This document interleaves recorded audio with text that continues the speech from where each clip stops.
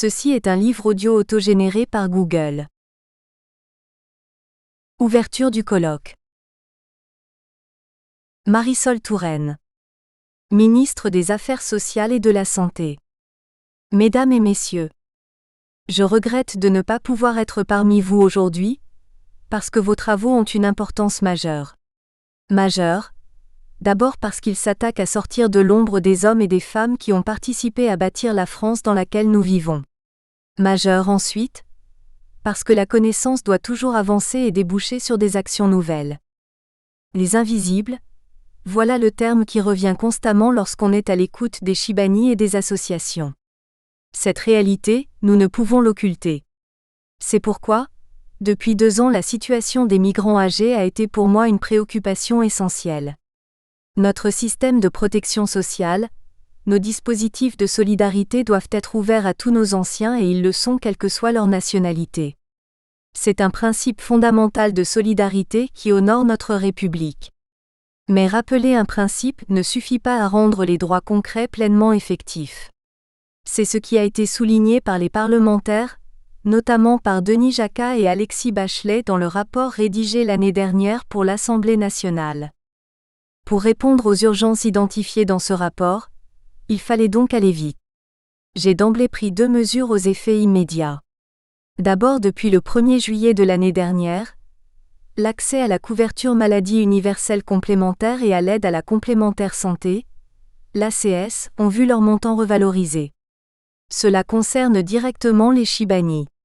Puis deuxième mesure, j'ai souhaité que soit augmentée l'aide à la complémentaire santé pour les retraités de plus de 60 ans et elle est désormais de 550 €, ce qui représente une augmentation de 10%. Ce qui, là encore, peut améliorer directement la situation des immigrés âgés qui ont souvent une santé fragile. Il fallait donc répondre à l'urgence. Mais au-delà, j'ai souhaité engager un travail dans le long terme qui repose sur 2 piliers. D'abord, renforcer l'effectivité des droits, on y revient toujours. Il ne suffit pas que les droits soient posés ou écrits sur le papier, il faut que concrètement les personnes concernées puissent y accéder. Or, les Shibani effectuent parfois de nombreux allers-retours entre la France et leur pays d'origine, ce qui aboutit à ce que souvent ils ne remplissent pas la condition de résidence de 6 mois par an pour être éligibles à l'allocation de solidarité aux personnes âgées, ce que l'on appelait le minimum vieillesse. Ils peuvent alors concrètement en perdre le bénéfice. J'ai donc dès l'année dernière demandé aux caisses d'examiner la situation particulière de chaque assuré, avant que ne soit supprimée une allocation. Désormais, cette suppression du minimum vieillesse ne peut pas résulter d'un simple éloignement ou de circonstances conjoncturelles comme l'hospitalisation de l'assuré ou le décès d'un proche. Le deuxième pilier des travaux que j'ai engagés, c'est d'améliorer la situation des Shibani en élargissant leurs droits. J'ai notamment souhaité mettre en œuvre l'aide à la réinsertion familiale et sociale des anciens migrants dans leur pays d'origine. C'est une décision importante parce que les travailleurs migrants vieillissent. Ils sont plus de 35 000 à avoir plus de 65 ans et à vivre dans des foyers, en dépit de conditions de résidence souvent inadaptées. Il s'agit donc de permettre à ceux qui ont des petites ressources d'effectuer des séjours de longue durée dans leur pays d'origine et de se rapprocher de leur famille. Ce dispositif qu'on appelle la loi DALO avait été adopté à l'unanimité par le Parlement en 2007, mais les décrets d'application n'avaient jamais été pris. J'ai donc souhaité transformer cette situation, et désormais les étrangers en situation régulière qui résident en foyer de travailleurs migrants ou en résidence sociale pourront effectuer des séjours de longue durée dans leur pays d'origine. L'allocation prévue sera calculée en fonction des ressources du bénéficiaire, et elle permettra aux migrants âgés d'accéder à leurs droits tout en choisissant librement le lieu de leur résidence une fois arrivés à la retraite. Les travaux techniques nécessaires à la mise en place de cette mesure sont en cours, et il faut aller vite maintenant parce que je veux que cette mesure entre concrètement en application avant la fin de l'année. Mesdames et messieurs, notre République ne peut laisser de côté ceux qui lui ont permis de se redresser et de se construire. En veillant à l'effectivité des droits des Shibani, en continuant le combat pour l'amélioration de leur vie quotidienne, nous n'agissons pas seulement pour eux, en leur faveur. C'est un acte fort que nous adressons à l'ensemble de la société, et que notre République porte haut et fort. En particulier à destination des jeunes, à qui l'on montre que nous sommes capables de nous préoccuper du sort de leurs parents, de leurs grands-parents, et c'est aussi un geste d'inclusion, de solidarité et de rassemblement. Je vous remercie. Le 19 mai 2014. Denis Jacquat. Député, président de la mission d'information sur les immigrés âgés. Merci pour votre invitation. Je suis très heureux d'être parmi vous aujourd'hui et ce, à double titre. D'une part en ma qualité de président de la mission parlementaire sur les immigrés âgés, et d'autre part en ma qualité de président du groupe d'études de l'Assemblée nationale concernant les enjeux du vieillissement. Tout d'abord, je tiens à vous indiquer que je suis parfaitement d'accord avec les propos tenus par Madame la ministre. Selon moi, dans le domaine sanitaire et social, il n'y a ni droite, ni gauche, mais une volonté absolue de mener une politique globale qui doit être mise en place par tous.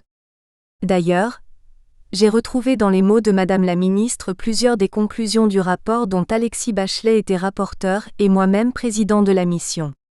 82 propositions ont pu en émaner.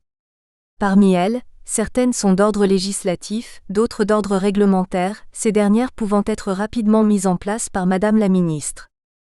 Il convient de souligner que ce rapport sur les immigrés âgés a été adopté à l'unanimité à l'Assemblée nationale, ce qui est extrêmement rare. Il avait été demandé par le président de l'Assemblée nationale, Claude Bartolone, élu d'un département de la région parisienne qui compte de nombreux immigrés âgés, ce qui est également le cas pour Alexis Bachelet et moi-même. En effet, il faut rappeler qu'il y a 40 ans et plus, notre pays qui était en plein développement industriel manquait de bras. De l'autre côté de la Méditerranée, nombreux étaient ceux qui souffraient socialement et économiquement. Ils ont donc répondu à ce besoin de main-d'œuvre et sont arrivés en France en provenance principalement du Maroc, de l'Algérie, de la Tunisie et du Mali pour travailler soit en milieu industriel, soit en milieu rural. Leur seul objectif était de gagner de l'argent par leur travail et d'en envoyer un maximum à leurs familles restées dans leur pays d'origine. Tous pensaient qu'à leur retraite, ils retourneraient vivre là-bas. Arrivés jeunes en France, 22, 23, 24 ans, ces personnes pleines de bonne volonté n'avaient aucune formation initiale. Elles ont accompli des tâches extrêmement difficiles et en raison de la fatigue et de l'usure, beaucoup d'entre elles n'ont pu effectuer une carrière complète. C'est pourquoi aujourd'hui, elles perçoivent souvent des pensions de retraite peu élevées. Nous avons bien évidemment pris en compte ce problème et avons évoqué des solutions qui figurent parmi les 82 propositions. Je ne m'attarderai que sur certaines d'entre elles qui me semblent les plus importantes. Le premier problème qui nous est apparu a été celui du logement. On nous a très souvent dit que les chambres étaient trop petites dans les foyers, surtout les foyers ex-Sonacotra. On s'en rend compte aujourd'hui, mais il faut se souvenir qu'au moment de leur construction, lorsque les travailleurs immigrés sont arrivés en France, elles répondaient aux normes standards, communes aux foyers pour étudiants ou pour personnes âgées. À cette époque, le but des immigrés était de renvoyer la majeure partie de l'argent gagné à leur famille et la surface du logement importait peu. Le problème du logement est devenu évident quand ces travailleurs immigrés ont cessé leur vie professionnelle et qu'ils ont décidé de ne pas retourner au pays. Ils sont restés en France, seuls dans leur logement, et il faut reconnaître que la surface s'est avérée vraiment trop exiguë pour une occupation permanente. À présent, des transformations sont entreprises et l'on se dirige soit vers l'aménagement de chambres individuelles plus grandes et plus confortables, soit vers des unités de vie, qui sont des regroupements de 3 ou 4 chambres autour d'un espace commun.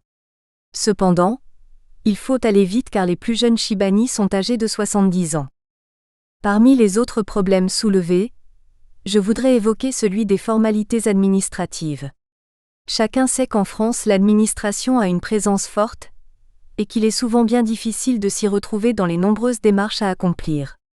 Cette difficulté est considérablement accrue lorsque la personne est d'origine étrangère, qu'elle maîtrise mal la langue et qu'elle a un niveau d'études très faible. Cela devient pratiquement impossible. Or chacun doit pouvoir connaître ses droits. Il serait donc souhaitable que soit mis en place un service permettant d'informer au mieux ces personnes. Du personnel de l'administration parlant la même langue que ces immigrés âgés, pourrait intervenir. Des initiatives de ce type existent déjà à Paris, où un premier café social a été créé.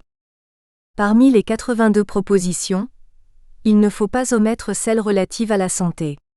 En effet, les membres de la mission estiment que vu l'âge des personnes concernées et vu la diminution du nombre de celles qui se rendent encore dans leur pays d'origine, il faut introduire de la souplesse dans le traitement des dossiers. En effet, si un Shibani a eu des problèmes de santé au cours de vacances dans son pays d'origine et qu'il soit resté plus longtemps que prévu, il faut mettre tout en œuvre pour que, à son retour en France, il ne soit pas confronté à des tracasseries administratives. Enfin, je tiens à évoquer le problème majeur du vieillissement des immigrés âgés. Compte tenu de leur culture, ceux-ci refusent très souvent les aides extérieures au cadre familial.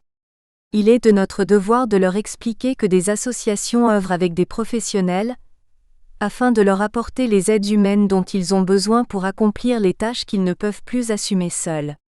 Il en est de même pour les soins. Nous avons pensé que les associations, les cafés sociaux et les consulats pouvaient être d'excellents relais et des lieux d'information pour ces immigrés âgés. L'allongement de la durée de la vie doit être une chance pour chacun d'entre nous, et il est important aujourd'hui de mettre tout en œuvre pour permettre à ces immigrés âgés de vivre dans notre pays dans les meilleures conditions possibles. Le travail d'écoute qu'Alexis Bachelet et moi-même avons fourni dans le cadre de la mission qui nous a été confiée, nous a permis de dégager des propositions qui, comme je vous l'ai dit, devraient déboucher sur un mieux vivre des immigrés âgés. Je vous remercie de m'avoir écouté. Henri-Daniel Talleyrand, président de Migration Santé. Mesdames, Mesdemoiselles, Messieurs. Migration Santé est heureuse de vous accueillir ici aujourd'hui. Le petit mot d'introduction que j'avais préparé n'a presque plus d'importance après ces magnifiques interventions que vous venez d'entendre. Vous avez appris en une demi-heure plus que beaucoup d'ouvrages auraient pu vous enseigner. Vous avez entendu les propositions de Madame la ministre de la Santé. Vous avez écouté le président Jacquard. Que me reste-t-il à dire? Pas grand-chose. Je parlerai de la dignité, car ce mot ne me semble pas avoir été prononcé. Quant aux droits de l'homme, on ne peut taire cette notion. Nous expliquerons pourquoi il est nécessaire d'aider à réintroduire la dignité dans toute action de lutte pour l'amélioration de la vie humaine. Le professeur Ruffier, parlant de la personne âgée, rappelait que le vieux est un individu de grande dignité. Il est un élément socialisant, un facteur d'apaisement, une mémoire collective du groupe, un élément psychocollectif. C'est la seule voie qui permet de poursuivre l'aventure humaine. La dignité, c'est ce qui fait l'être. Maintenant, pourquoi nous inquiéter de la vie de la personne âgée immigrée? Les raisons sont nombreuses, je n'en citerai que 3. Premièrement, c'est un devoir de justice envers ceux dont la sueur a été utile à la reconstruction du pays depuis la fin de la Deuxième Guerre mondiale. Deuxièmement, c'est un moyen de soulager la souffrance physique, mentale et sociale d'une catégorie d'individus à qui un certain nombre de droits a dû être refusés. Une société s'honore quand elle prend soin des personnes les plus faibles. C'est donc une mesure louable que de faciliter le retour à une vie digne dans le pays d'accueil ou dans le pays d'origine, selon le désir du migrant. Troisièmement, le potentiel de dignité dont nous avons parlé plus haut, qui existe chez la personne âgée, peut être utilisé pour le développement social local. Maintenant, est-il possible de rendre le retraité âgé, auteur et acteur de sa propre vie? L'État est-il capable d'accompagner cette action? Pourrait-on estimer les besoins vitaux d'un citoyen sans écouter son opinion sur sa propre existence? Serions-nous là, à ses côtés, pour faire à sa place alors que l'expérience montre qu'il est mieux de faire avec lui et pour lui? Dans les 82 propositions de la ministre, j'en ai vu au moins 2 qui pourraient répondre à un tel objectif. Le programme de ces 2 jours est ambitieux. Heureusement qu'un grand nombre de spécialistes sont présents pour traiter des sujets annoncés. Vous pourrez entendre aussi bien des travailleurs de terrain, retenus pour leur expérience, ainsi que d'anciens travailleurs retraités. Les échanges se dérouleront sous le signe de la confrontation, celle qui se définit, selon le professeur Albert Jacquard, comme une activité menée front contre front, intelligence à intelligence et non force contre force. C'est avec ces conseils que je passe la main aux autres intervenants, en vous remerciant de votre présence parmi nous ce matin. Présentation du colloque, Mohamed El Moubar Akai, directeur de Migration Santé. Tout d'abord, permettez-moi de remercier au nom de Migration Santé France et en votre nom les 3 personnalités qui ont honoré ce colloque par de si intéressantes allocutions, constituant ainsi une introduction avisée à nos travaux. L'objectif de ce colloque est avant tout la rencontre d'hommes et de femmes libres, qui sans complaisance aucune, vont aborder avec leurs expériences et compétences les différentes questions relatives au vécu et à l'état social et sanitaire des personnes âgées. Surtout si celles-ci se déroulent dans une situation d'isolement et de précarité matérielle, engendrant des souffrances et des situations de dépendance spécifiques. La prise en compte de la situation des personnes âgées immigrées a depuis peu fait irruption sur la scène publique française. Or Migration Santé, en étroite relation avec son réseau de partenaires, a depuis longtemps attiré l'attention sur les conditions socio-sanitaires des personnes âgées immigrées, à travers ses actions de proximité, des diagnostics et enquêtes ou par l'organisation de séminaires, journées d'études et colloques comme celui d'aujourd'hui. De ces actions et études, nous avons constitué un fonds documentaire de référence relatif au vieillissement des migrants. La tenue de cette rencontre favorisera un large échange et une confrontation positive entre les acquis de la recherche et l'expérience des différents acteurs en contact permanent avec les personnes immigrées âgées ou concernées par les problématiques du vieillissement. Ce qui permettra de dégager d'une part, les différents dysfonctionnements révélés par les situations diverses vécues par les personnes immigrées âgées, et d'autre part, de mettre en lumière des préconisations et des méthodes d'intervention qui contribueront à améliorer la situation de ces personnes là où elles se trouvent. Le déroulement de cette rencontre internationale se fera sur 2 jours. Les matinées seront réservées à des séances plénières, et les après-midi à des tables rondes traitant de sujets spécifiques. Pour alimenter l'ensemble des interventions, Migration Santé France mettra à la disposition des participants les résultats de l'enquête menée en 2013 auprès de personnes âgées immigrées dans plusieurs régions de France.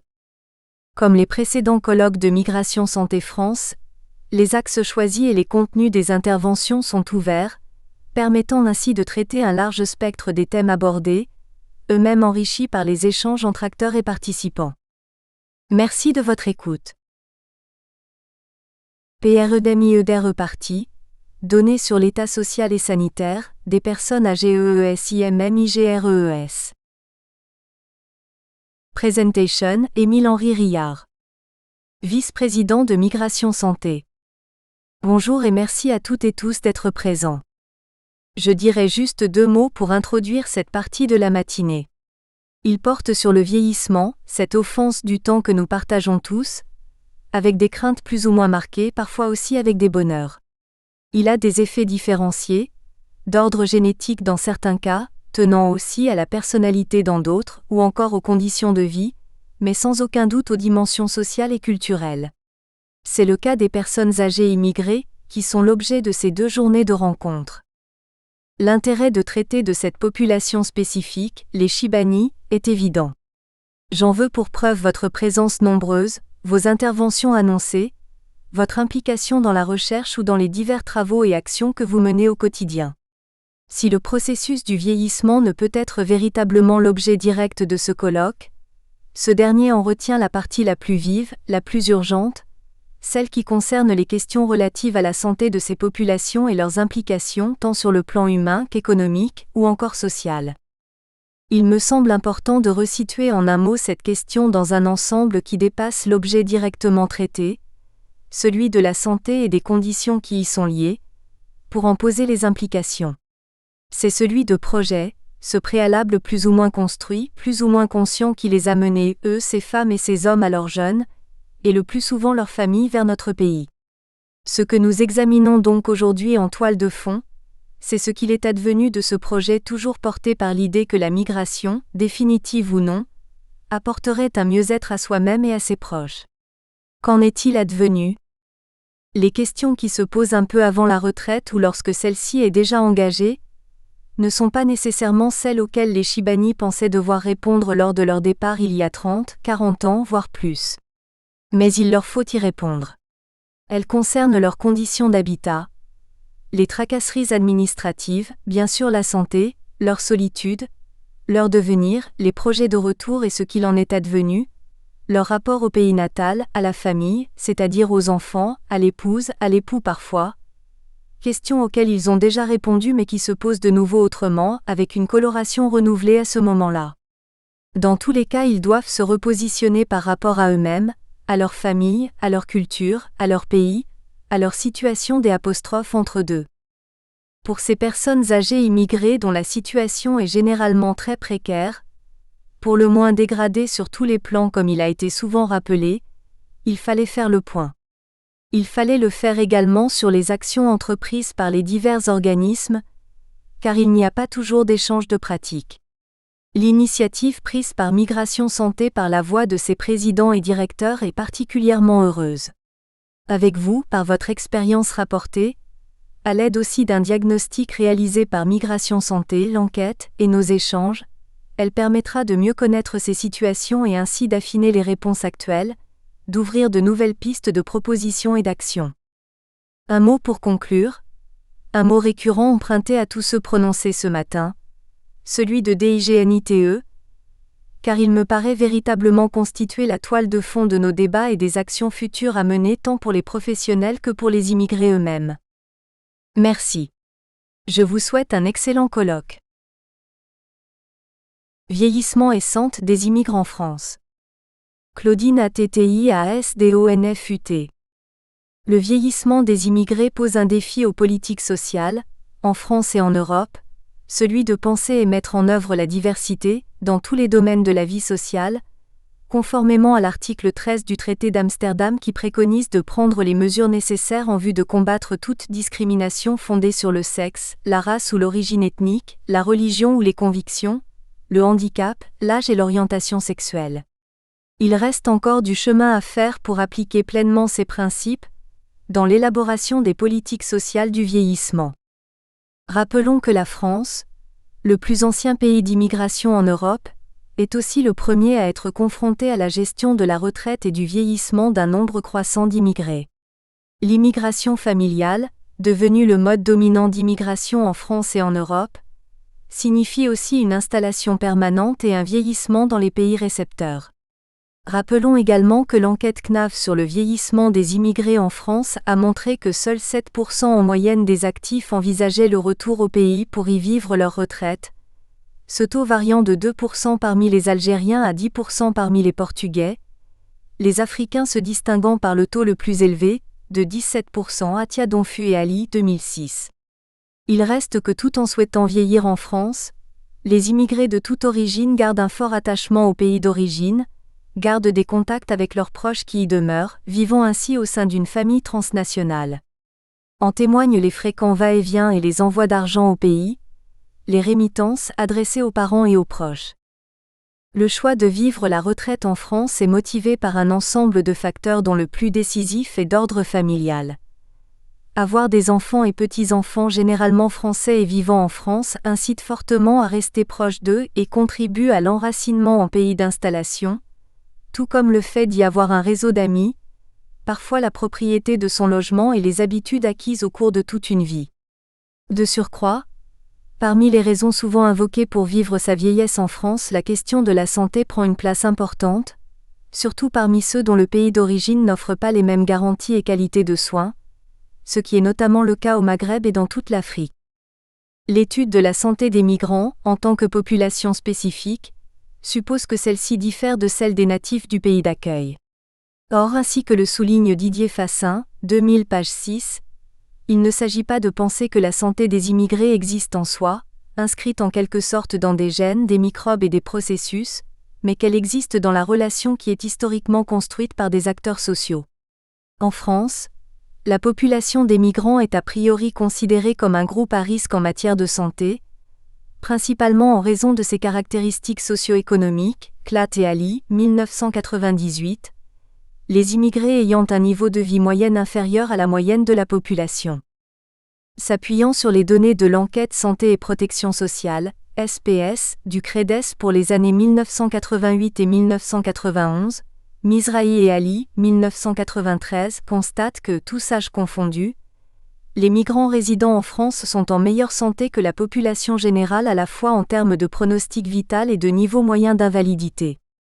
L'étude de Klatt et Courbedge, 1995, appliquée au cas des migrants marocains, montre que ceux-ci possèdent des plus faibles taux de mortalité que dans la moyenne des natifs, les différences étant surtout sensibles pour les hommes. Klatt et Ali, 1998, constatent également que les migrants d'origine maghrébine possèdent globalement un avantage sur les autochtones en termes de morbidité. Des avantages similaires en faveur des migrants ont été relevés en matière de mortalité par cancer pour les émigrés de Chine et d'Asie du Sud-Est et de plusieurs pays d'Afrique. Boucharbi et Ali, 1995, Boucharbi et Ali, 1996.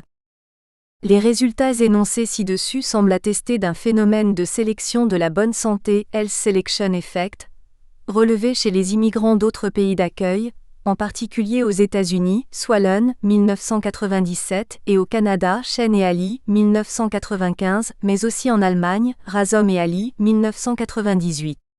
La validité de ce phénomène fait toutefois l'objet de débats. Comparant les taux de mortalité pour différentes causes de plusieurs groupes de migrants à ceux de la population générale en Angleterre, Wild et McKeag, 1997, observent que si cet effet est vérifié chez certains migrants, les émigrants des Caraïbes, il est inversé pour d'autres, les émigrants d'Irlande et d'Écosse présentant des taux de mortalité plus élevés pour toutes les causes étudiées. D'autres travaux témoignent d'une moins bonne santé des migrants par rapport à la population d'accueil, Bolini et Siem, 1995, Uniken Venema et Ali, 1995. En France, Tizinski et Ali, 1992, observent pour la plupart des cancers des taux de prévalence chez les immigrants polonais différents de ceux de la population en Pologne mais proches de ceux de la population générale en France. Les travaux s'intéressant à la santé des migrants portent sur des populations hétérogènes, tant en ce qui concerne les pays d'émigration que ceux d'immigration. Ils utilisent en outre des mesures de santé qui sont elles-mêmes diverses. Taux de mortalité, taux de morbidité, perception subjective de la santé. Il est donc probable que les résultats dépendent en partie du pays d'accueil et du pays d'origine des migrants, mais également du type de mesures de la santé employées. Face aux travaux antérieurs, en particulier ceux réalisés en France, l'enquête PRI, voire la présentation ci-dessous, possède trois principaux attraits. Le premier est que compte tenu de la taille de l'échantillon considéré, qui est représentatif de la population immigrée en France, il est possible d'étudier les caractéristiques de la santé des migrants en fonction de leur pays d'origine. Cela permet notamment d'examiner dans quelle mesure l'origine des migrants détermine leur état de santé actuel. Le second tient à ce que certaines des questions employées dans l'enquête PRI sont proches voire similaires à celles utilisées dans d'autres enquêtes concernant la population générale. Ainsi, bien que l'enquête PRI n'ait pas pour vocation première la comparaison de la santé des migrants à celle des natifs, il est néanmoins possible d'effectuer des parallèles entre les réponses des migrants et celles obtenues auprès de la population générale. Enfin, le troisième attrait concerne le type de mesures de santé utilisées. Les travaux disponibles en France emploient généralement des mesures de mortalité et/ou de morbidité. L'enquête PRI apporte un nouvel éclairage sur la santé des migrants résidant en France en s'appuyant sur des mesures de la santé ressenties par les enquêtés eux-mêmes, d'une part, et sur les retentissements des problèmes de santé sur les difficultés à accomplir les actes de la vie quotidienne. Les données de l'enquête PRI. L'enquête PRI réalisée entre novembre 2002 et février 2003 par la Caisse nationale d'assurance vieillesse et l'INSEE s'intéresse aux conditions et aux modalités du passage à la retraite des immigrés, Atia Donfu, 2004. Elle a été menée auprès de personnes désignées par tirage aléatoire, à partir du recensement INSEE de 1999, parmi les ménages comportant au moins une personne immigrée âgée entre 45 et 70 ans au moment de l'enquête. L'échantillon ainsi constitué comporte 6211 individus dont 46,4% sont des femmes, et dont les âges moyens et médians s'établissent respectivement à 55,8 et 55 ans. Il est représentatif de la population immigrée résidant en France métropolitaine en 2003, c'est-à-dire de l'ensemble des personnes nées étrangères à l'étranger appartenant à la tranche d'âge sélectionnée. Le questionnaire de l'enquête PRI recueille des informations sur les caractéristiques démographiques, économiques et sociales des migrants, ainsi que sur la nature et la configuration de leur réseau familial et social. Il comporte aussi plusieurs questions relatives à la santé, toutes les réponses étant données par les enquêtés eux-mêmes. 2 de ces questions permettent d'obtenir des mesures synthétiques de la santé. L'une demande aux enquêtés de juger leur état de santé actuel en le situant parmi 5 catégories mutuellement exclusives. Très bon, moyen, plutôt médiocre, très mauvais. L'autre relève l'existence éventuelle de maladies ou de handicaps responsables de difficultés dans la vie de tous les jours. Bien que ces mesures soient toutes deux reportées par les enquêtés, elles diffèrent par au moins 2 aspects.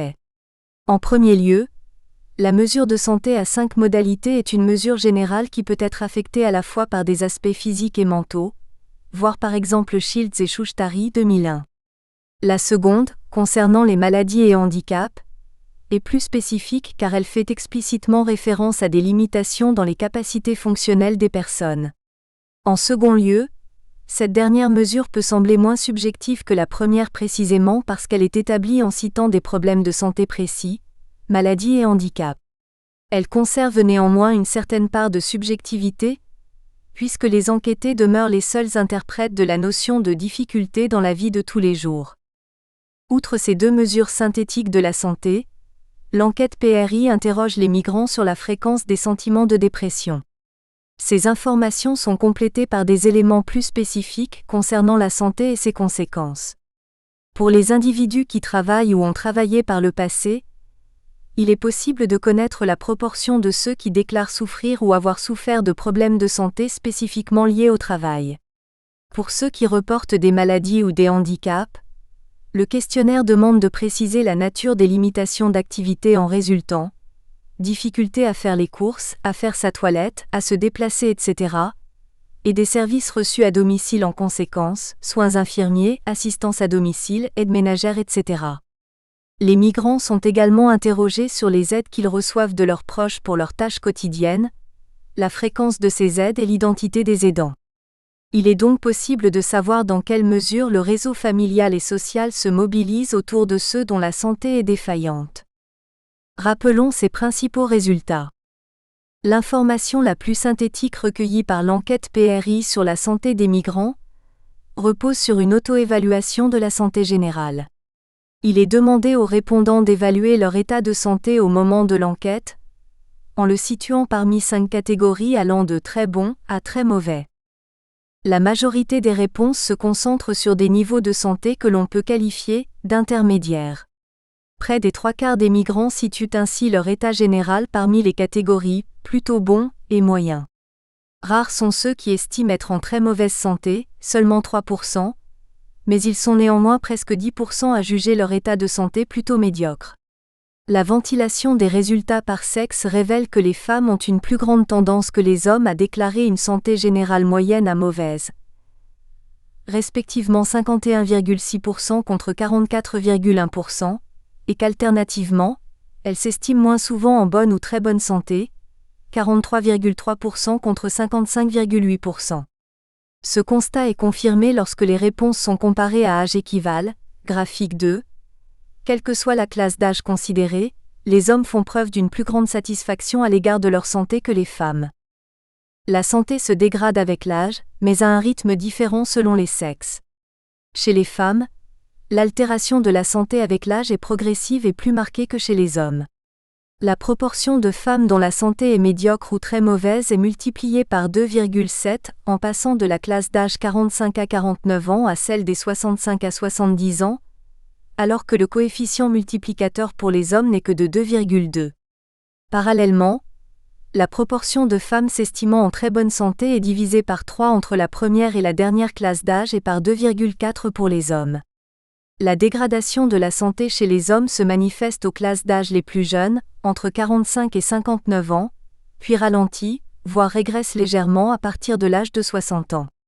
En d'autres termes, chez les hommes la dégradation de la santé avec l'âge se fait surtout durant les âges d'activité professionnelle.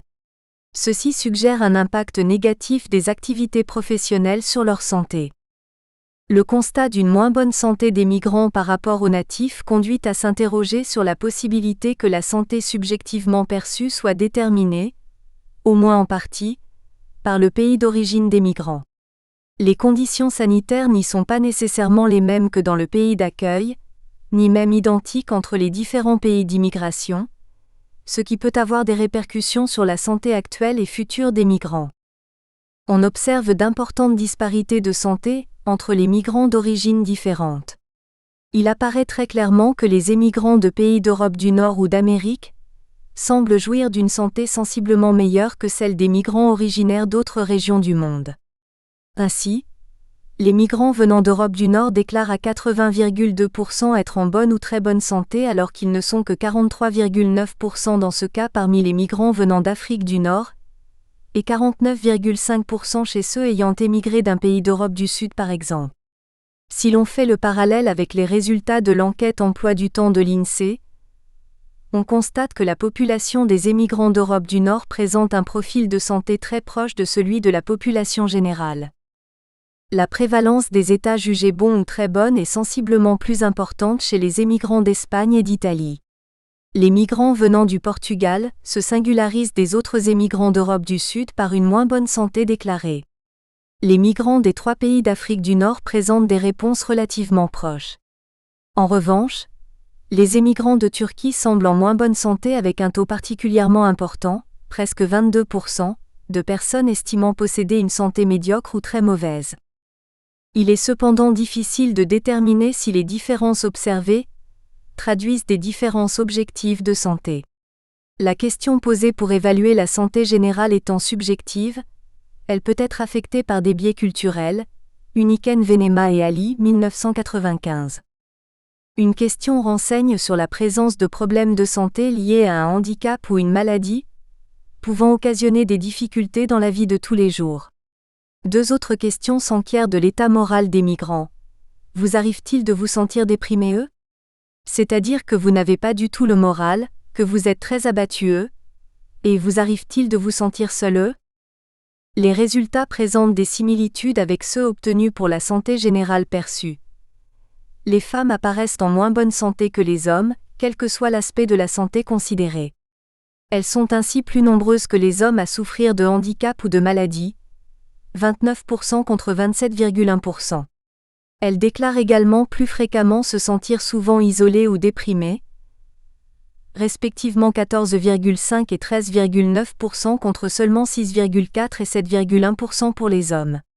Il est probable que les écarts hommes-femmes en termes de santé auto-évaluée s'expliquent par des différences en termes de santé morale. Mais ce sont les problèmes de santé induits par des maladies ou des handicaps qui paraissent s'altérer le plus rapidement, avec l'âge. Il faut toutefois tenir compte du fait que les 2 types d'indicateurs de santé ne sont pas indépendants, une mauvaise santé morale pouvant résulter de problèmes de santé liés à un handicap par exemple. En moyenne, près de 35% des migrants déclarent avoir été victimes d'un accident du travail, un taux quasiment équivalent à celui des personnes présentant des problèmes divers, fatigue, stress, problèmes de dos, etc. Le taux de personnes victimes de maladies professionnelles est quant à lui nettement moins important, compris entre 4,5% et 9% selon le pays d'origine. Les migrants qui sont les moins affectés par des problèmes de santé liés à leur activité professionnelle proviennent d'Espagne et d'Italie, et dans une moindre mesure, de Tunisie, c'est-à-dire ceux qui déclarent la meilleure santé auto-évaluée.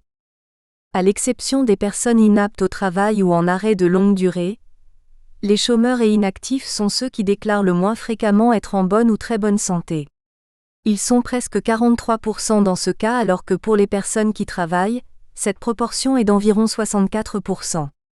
Les personnes en pré-retraite ou à la retraite semblent occuper une position intermédiaire entre les travailleurs d'une part, et les chômeurs et autres inactifs d'autre part. Elles se disent en moins bonne santé que les premiers et estiment être en meilleure santé que les seconds, en regroupant les réponses très bon et bon.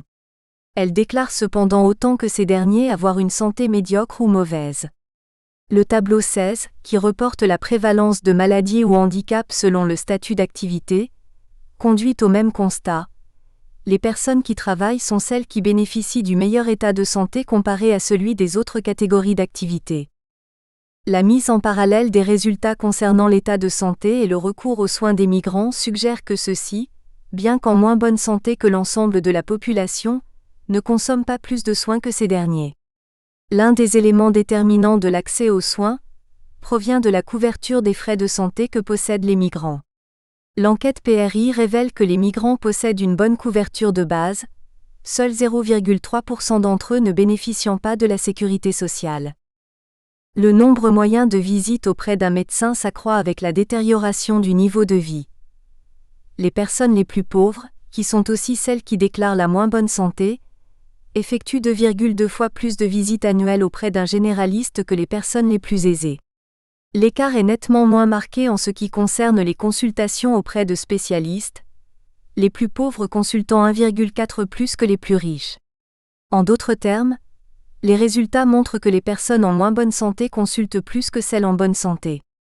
Par ailleurs, plus une personne s'estime à l'aise financièrement, plus la probabilité qu'elle déclare une bonne ou une très bonne santé est élevée. Ainsi, les personnes qui se disent les plus à l'aise financièrement sont près de 75% à juger leur état de santé bon ou très bon. Les personnes estimant être pauvres ou très pauvres ne sont que 27% à déclarer de tels états de santé. Ce résultat confirme la détermination du niveau de vie sur la santé, mise en évidence dans toute étude épidémiologique. L'enquête PRI permet de savoir si les migrants reçoivent une aide à domicile de la part de leurs proches pour leurs tâches quotidiennes, et de connaître l'identité des aidants.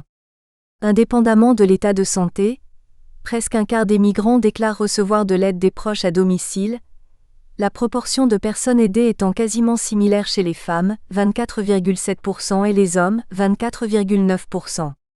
De manière attendue, il y a une corrélation négative entre la santé et la fréquence des aides. Celles-ci sont sensiblement plus répandues parmi les personnes qui présentent des problèmes de santé puisqu'elles concernent 45% de ceux qui déclarent des maladies ou des handicaps, et environ la moitié des migrants qui reportent une santé générale, médiocre ou très mauvaise. Cependant, dès lors que la santé est dégradée, les femmes bénéficient plus fréquemment d'aide que les hommes, quel que soit l'indicateur de santé retenu. La provenance des aides est principalement circonscrite à la famille proche. Les conjoints représentent 57,1% des aidants et les enfants 34,6%. Parmi ces derniers, les filles accordent beaucoup plus fréquemment de l'aide que les garçons, respectivement 25,8% et 8,8%. Cela est plus rare de la part des autres membres de la parentèle, parents ou beaux-parents, frères ou sœurs, 1,4% et 1,3%. Au total donc, les personnes qui accordent des aides en temps proviennent à 93,1% de la famille très proche. Les personnes hors famille ne représentent quant à elles que 2,8% des aidants. La fréquence des aides varie selon l'origine géographique des migrants. Les aides des proches sont les plus répandues dans les familles originaires d'Afrique du Nord et d'Orient. Bien entendu, le fait d'avoir des enfants est déterminant, tout particulièrement lorsque certains enfants vivent au domicile de leurs parents.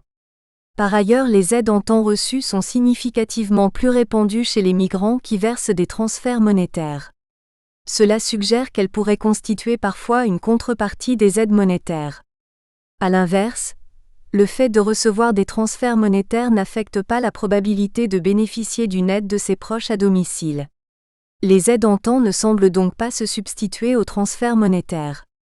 Enfin, l'état de santé général apparaît bien comme le principal déterminant de la réception d'aide à domicile. Le fait d'estimer son état de santé général, médiocre ou très mauvais, augmente très sensiblement et significativement la probabilité d'obtenir de l'aide de ses proches. Conclusion. L'enquête PRI a mis en évidence le rôle important des enfants, qui assistent leurs parents dans tous les domaines de la vie sociale, en particulier pour les questions administratives, difficiles à assumer par ceux qui maîtrisent mal la langue. Dès leur jeune âge, les enfants deviennent des médiateurs entre leurs parents et la société car ils y sont mieux adaptés et s'acculturent plus rapidement. Les filles et les belles-filles sont particulièrement actives pour tout type d'aide, à l'intérieur ou à l'extérieur du foyer, qu'elles soient d'ordre pratique, émotionnel ou moral, les filles intervenant de façon privilégiée pour aider aux démarches à l'extérieur du domicile et la famille élargie étant aussi mise à contribution. L'entraide est élargie aux réseaux transnationaux, quand il est possible de faire appel à un membre de la famille séjournant à l'étranger, ou plus fréquemment en recevant en France un proche ayant besoin d'assistance. Cela ne signifie pas cependant que ces formes de solidarité soient autosuffisantes. Les immigrés âgés nécessitant des soins ne paraissent pas mieux entourés par la famille que les personnes âgées autochtones, et contrairement à une idée répandue, ils ne sont pas plus réticents à recevoir des aides professionnelles. Si la majorité des immigrés âgés sont venus jeunes et ont vieilli en France, une minorité est arrivée après l'âge de 50 ou 60 ans, pour différentes raisons, par opportunité professionnelle ou refuge politique, pour passer leur retraite en France ou encore pour rejoindre leurs enfants installés en France. Ces migrations tardives posent des problèmes spécifiques, variables selon les types de migration, car elles mettent en jeu des changements et des adaptations à un âge où il peut être plus difficile de les assumer. Ceci s'applique particulièrement à ceux qui se sont déracinés dans leur vieil âge, pour rejoindre leurs enfants. Pour ces migrants de la dernière partie de la vie, l'attention de leurs enfants est cruciale, mais insuffisante. Pour ces migrants comme pour ceux qui ont vécu longtemps en France, il est important de prendre en compte la complémentarité entre l'aide de la famille et l'aide publique. Il convient donc de faciliter le développement de services ou de mouvements associatifs, jouant un rôle de médiation auprès des personnes pour faciliter leur information et leur accès aux services collectifs. Une meilleure information et formation des professionnels intervenant dans le champ du vieillissement devrait contribuer également à surmonter les stéréotypes et risques de discrimination, et à améliorer l'accès aux services socio-sanitaires des personnes âgées immigrées qui en ont besoin. Références. Athiadon Fussé avec Davo P. Galouer, Rosenkea, Wolf FC 2006. L'enracinement. Enquête sur le vieillissement des immigrés en France. Paris, Armand Collin. Athiadon Fussé Tessier P 2005. Santé des immigrés en France, retraite et société 46. Bolini P. Siem H. 1995. No Real Progress Towards Equity, Health of Migrant and Ethnic Minority on the Eve of the Year 2000, Social Science and Medicine, volume 41, numéro 6 pp. 819 à 828. Bouchardy C. Vanner P. Parkin DM 1995. Cancer Mortality Among Sub-Saharan African Migrants in France Cancer Cause and Control, volume 6, numéro 6, pp 539 à 544.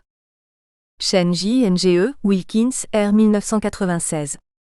La santé des immigrants au Canada en 1994 à 1995, rapport sur la santé, volume 7, numéro 4, pp 37 à 50. Fassin D. 2001. La santé des immigrés et des étrangers, méconnaissance de l'objet et objet de reconnaissance in Joubert Monsieur, Chauvin P., Fassi F., Ringavé, précarisation, risque et santé, questions en santé publique, INSERM Paris, pp 187 à 196. Clatte Monsieur Sermet C. Laurier D. 1998. La morbidité dans les ménages originaires du Maghreb, sur la base de l'enquête de l'INSEE, 1991 à 1992, population, volume 6, pp 1155 à 1184. Mizrahi, A. Mizrahi, Await, S. 1993. Accès aux soins et état de santé des populations immigrées en France, Credes, Paris. Razom O. Zeb H. Sevalagun H. Yilmaz S. 1998. Low Overall Mortality of Turkish Residents in Germany Persist and Extend Second Generation, Merely a Health Migration Effect, Tropical Medicine and International Health, volume 3, numéro 4, pp. 297 à 303. Swallen, Cassé 1997. Do Health Selection Effect Last? A Comparison of Morbidity Rate for Elderly Adult Immigrant and US-Born Elderly Persons, Journal of Cross-Cultural Gerontology, volume 12, pp. 317 à 339. Tizinski J. Parkin D. Zatonsky W. N. Tarkovsky W. 1992. Cancer Mortality Among Polish Migrants to France, Bulletin du cancer, volume 79, numéro 8, pp 789 à 800. Uniken Venema HP, Garretsen HFL, Vandermas PJ, 1995. Health of Migrant and Migrant Health Policy, The Netherlands un Example Social Science and Medicine, volume 41, numéro 6, pp 809 à 818. Wild, S. Mac, Keg P. 1997. Cross-Sectional Analysis of Mortality by Country of Birth in England and Wales, 1970 à 92, British Medical Journal, volume 314, numéro 705. Migration, vieillissement et logement. Mise en évidence statistique d'une DIVERSITE de situation. Christophe Imbert. Je remercie l'association Migration Santé et Rémi Gallou de m'avoir invité pour présenter quelques réalités statistiques assez triviales sur les conditions de vie des populations immigrées âgées. Je ne vais pas revenir sur le terme d'immigré, catégorie institutionnelle qui ne correspond pas à la réalité de ce qu'est la migration, de ce que sont les parcours et les trajectoires des migrants. Je vous renvoie aux travaux de Gérard Noiriel et Alain Tarius qui préfèrent souvent le terme de migrant, car l'immigration ce n'est pas seulement une traversée de frontières, ce sont des allers-retours, des déplacements, des mobilités, des relations familiales et aussi un ancrage dans un lieu. Le terme d'immigré est défini dans la statistique publique. Un immigré, d'après la statistique publique, est une personne née à l'étranger de nationalité étrangère. Il y a des immigrés aussi qui sont devenus français par acquisition, mais leur nationalité à la naissance était une nationalité étrangère. Je me réfère ici seulement à cette expression immigré en tant que catégorie de la statistique publique. Peu de productions statistiques sont finalement faites à partir des données de l'INSEE. La première source de données étant le recensement de la population qui a connu des évolutions depuis l'année 2004 où l'on a mis en œuvre en France un recensement rénové de la population. Ce n'est plus une enquête générale où l'on interroge tous les résidents dans la France métropolitaine, mais une enquête par sondage où l'on interroge par exemple 8% par an des personnes résidant dans des communes de plus de 10 000 habitants. Donc on n'a pas ici une enquête qui permet comme le recensement général de la population pouvait le faire auparavant, des études locales très fines. Je vais simplement vous donner un cadrage général sur cette réalité statistique. Depuis les années 2000, la directive européenne Inspire, l'accès à ces données a été facilité. Pour le grand public, vous pouvez aller sur le site de l'INSEE et avoir quelques tableaux Excel de référence qui sont affichés directement sur le site de l'INSEE. Vous avez accès à une information, à des répartitions selon le pays d'origine des immigrés et quelques données essentielles sur le sexe, la tranche d'âge et éventuellement la catégorie socio-professionnelle, et peut-être sur le logement aussi. Ensuite, nous avons des fichiers détaillés où là on peut y avoir accès, mais il faut naviguer quelque temps sur le site internet de l'INSEE. L'accès n'est pas garanti à tout le monde. Et puis, il est possible de télécharger des bases de données où l'on a l'équivalent en table statistique de ce qui a été rempli dans les formulaires du recensement par les individus. Il y a une règle assez intangible à l'INSEE, qui est celle de la production de fichiers non directement nominatifs. Cela renvoie aussi au débat sur les statistiques ethniques. Par exemple, si l'on veut le détail par nationalité, on n'a accès à ces données qu'à l'échelle de la région. Donc on ne connaît pas les statistiques par département, sauf ceux de plus de 700 000 habitants. On n'a donc pas réellement de détails sur le lieu de vie des personnes. Mais si on s'intéresse un peu moins à la seule condition d'immigré, on peut avoir des données un peu plus locales. Voilà, on a un ensemble de données de plus en plus accessibles mais dont la précision est assez générale. Il y a peu de productions d'analyse primaire qui sont faites de ces tableaux qui soient diffusés au public. Les INSEE régionaux peuvent faire quelques études au niveau régional sur les conditions de vie des immigrés. Il y a finalement peu d'utilisation de données, y compris à l'INED. Je pense que ce travail de mise à jour est nécessaire. Je vais vous présenter quelques éléments descriptifs. Graphique 1, origine des personnes âgées immigrées. Source, INSEE RP 2010 exploitation principale. Plus de 80% des immigrés de 55 ans ou plus sont originaires d'Europe ou d'un pays du Maghreb. Tout simplement rappeler une première chose, si l'on prend les immigrés de plus de 55 ans, en prenant cette définition statistique de ce que sont les immigrés, On a 1,7 million de personnes sur un total de 5,4 millions d'immigrés en France en 2010, c'est à peu près 10% de la population résidente en France métropolitaine des plus de 55 ans. Maintenant, si l'on s'intéresse à la répartition par pays d'origine par rapport à l'ensemble des immigrés, on s'aperçoit, et là cela renvoie à l'histoire des migrations en France, que la moitié des immigrés de plus de 55 ans en France sont originaires d'un pays européen, en particulier d'Europe du Sud, Portugal, Italie, Espagne. Un tiers sont originaires d'un pays du Maghreb. Algérie, Maroc, Tunisie et à peine un sixième sont originaires d'autres régions, plus particulièrement d'Afrique subsaharienne, Mali, Sénégal. Ces chiffres sont à rapporter, à comparer avec la population générale de l'ensemble des immigrés tous âges confondus. On a à peu près une répartition en 3 tiers. 3 tiers d'immigrés européens, 3 tiers d'immigrés du Maghreb et un petit moins d'autres régions. On a un profil d'immigrés âgés, qui sont avant tout des Européens et des Africains du Nord. Graphique 2, répartition hommes-femmes. Source, INSEE-RP 2010 exploitation principale. Si l'on s'intéresse maintenant à la répartition par sexe, il y a chez les immigrés de plus de 55 ans, 51% d'hommes. La figure des Chibani est importante, mais d'un point de vue purement statistique, ils sont largement minoritaires puisqu'il y a presque autant de femmes que d'hommes parmi les immigrés de plus de 55 ans. Graphique 3, répartition hommes-femmes en Europe.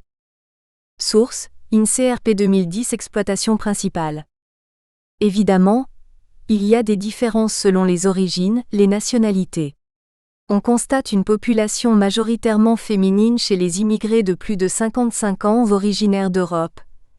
Là, c'est l'effet, comme pour la population générale, d'une mortalité différentielle selon l'âge. Il y a l'effet d'une migration chez les Européens du Sud, des personnes qui appartiennent à la catégorie immigrés, qui sont arrivées en France dans les années 30 et qui sont nées en Italie ou en Espagne, qui sont à la fois des garçons et des filles qui ont grandi en France. Graphique 4, répartition hommes-femmes par origine. Source, INSEE-RP 2010 exploitation principale. Une population majoritairement masculine après 55 ans, pour les immigrés originaires d'Afrique. Puis après chez les immigrés qui viennent d'Algérie, du Maroc et de la Tunisie et d'Afrique subsaharienne, on voit une plus grande proportion d'hommes sans que cette proportion atteigne les 2 tiers, l'on est plutôt sur des rapports 60-40e. On peut s'intéresser, pour aller plus loin, à des fichiers détaillés parce que pour les plus de 55 ans, on a une population très diverse qui connaît des conditions de vie très variées et là il convient d'étudier les fichiers détaillés par groupe de population. On s'aperçoit qu'entre 55 et 64 ans, près des 3/4 des immigrés vivent en couple, vivent dans un même logement avec un conjoint. C'est moins fréquent pour les immigrés algériens et de l'Afrique subsaharienne. On dépasse tout de même les 2 tiers, et c'est plus fréquent pour les immigrés d'origine portugaise ou turque. Graphique 5. Source, INSEE-RP 2010 exploitation principale. Champ, immigrés qui ont déclaré une nationalité. Entre 55 et 64 ans, les immigrés vivent pour 3/4 d'entre eux en couple. Moins fréquemment pour les immigrés algériens et d'Afrique subsaharienne, plus pour les Portugais et les Turcs. Pour la tranche d'âge 65 à 79 ans, on a encore 2 tiers des personnes qui vivent en couple, donc il y a peu de personnes vivant seules et à partir de 80 ans, la vie de couple devient minoritaire. Là, elle concerne à peu près un tiers des personnes avec encore des différences importantes selon les pays, surtout pour les pays européens hors Union européenne et des pays d'Afrique subsaharienne. Pour aller plus loin, on peut s'intéresser aussi aux catégories de logements. On retrouve des différenciations fortes selon les pays d'origine. Tout d'abord, concernant le type de logement appartement-maison, le type majoritaire pour les Européens est la maison individuelle tandis que pour les immigrés d'Algérie et d'Afrique subsaharienne et les autres pays ce sont les appartements, un schéma qui se reproduit entre 65 et 79 ans et à partir de 80 ans. Dans ce dernier cas, les barres du graphique n'atteignent pas les 100%, ce que signifie que d'autres types de logements sont fréquentés, soit en maison de retraite, soit en résidence-foyer, etc. Graphique 6, type de logement. Source, INSEE-RP 2010 exploitation principale. Champ, immigrés qui ont déclaré une nationalité. Entre 55 et 64 ans, plus de 60% des non-immigrés et des immigrés européens propriétaires, environ la moitié des immigrés africains locataires d'un logement HLM. Après le type de logement, on va s'intéresser au statut d'occupation. Là encore, logement type et statut d'occupation sont associés. Les immigrés européens de 55 à 64 ans comme les Français sont majoritairement propriétaires de maisons individuelles, tandis que les immigrés d'Algérie, du Maroc, de Tunisie et d'Afrique subsaharienne vivent pour la moitié dans des appartements avec le statut de locataire HLM dans des logements sociaux, mais aussi une bonne partie, 30%, a aussi un statut de propriétaire. Entre 65 et 79 ans, on voit des statuts d'occupation qui évoluent peu et des différenciations là encore qui ont tendance à s'accentuer, par les effets de génération et autres interprétations que l'on n'a pas le temps de détailler. Si l'on s'intéresse à la zone orange du graphique, à partir de 80 ans, la part de personnes qui vivent hors logement ordinaire augmente. Le recensement de l'INSEE a changé sa définition du ménage. Les personnes qui vivent dans des ménages sont des personnes qui vivent dans des maisons ou dans des appartements. Si vous êtes étudiant en résidence, si vous vivez en maison de retraite, en prison, dans un mobil-home ou une caravane, vous êtes compté dans la population hors ménage. Ces populations hors ménage sont recensées dans des enquêtes particulières. L'avantage des fichiers détaillés de l'INSEE, c'est qu'on dispose de cette information sur les populations hors ménage. Vous voyez qu'on a une part non négligeable, 20% de la population immigrée d'Afrique subsaharienne qui vit hors ménage, c'est-à-dire à la fois dans des foyers logements, résidences sociales et éventuellement des maisons de retraite aussi. Cette catégorie statistique pose problème. C'est une catégorie d'ensemble, on n'a pas accès aux détails. On ne sait pas si ce sont des maisons de retraite ou des résidences foyers. Pour aller plus loin, on peut avoir accès à une variable assez importante, mais assez difficile à interpréter dans le recensement, c'est la composition du ménage. On peut en déduire la part de personnes qui vivent seules, et donc on va rappeler ce qu'on a vu tout à l'heure, c'est qu'une majorité de personnes de 55 à 64 ans vit en couple. Graphique 7, vie de famille. Source, INSEE RP 2010 exploitation principale. Champ, immigrés qui ont déclaré une nationalité. Pour les immigrés européens, les 55 à 64 ans vivent majoritairement dans des ménages en couple sans enfants. En général, les enfants ont décohabité, tandis que pour les immigrés non européens, la forme de cohabitation la plus fréquente est la vie en couple avec des enfants, y compris pour ceux âgés entre 55 et 64 ans. Pour la tranche d'âge suivante 65 à 79 ans, les couples sans enfants deviennent majoritaires même si pour les immigrés âgés d'origine africaine la cohabitation demeure encore relativement fréquente. Et les personnes vivant seules ne forment que 20 à 30%. À partir de 80 ans en revanche, environ 40% des immigrés vivent seuls et cela ne comprend pas les personnes qui vivent dans des résidences foyers. Donc, si l'on prend les personnes qui vivent seules avec ceux vivant en foyer ou en communauté selon l'appellation de l'INSEE, on arrive à 57% de personnes qui vivent, soit seules ou soit en communauté. On a aussi une proportion qui est assez importante de personnes qui vivent dans des ménages complexes. On arrive pour certaines régions d'origine à 20%, cela veut dire ici que ce sont des personnes qui vivent chez leurs enfants, qu'elles ne sont pas titulaires du logement, là il y a une forme de cohabitation intergénérationnelle. Pour résumer simplement ce que disent les chiffres du recensement, je rappellerai qu'au sein de la catégorie statistique d'immigrés, les Européens sont en majorité chez les 55 ans et plus. Ils sont généralement propriétaires de leur maison et leurs enfants ont rapidement décohabité.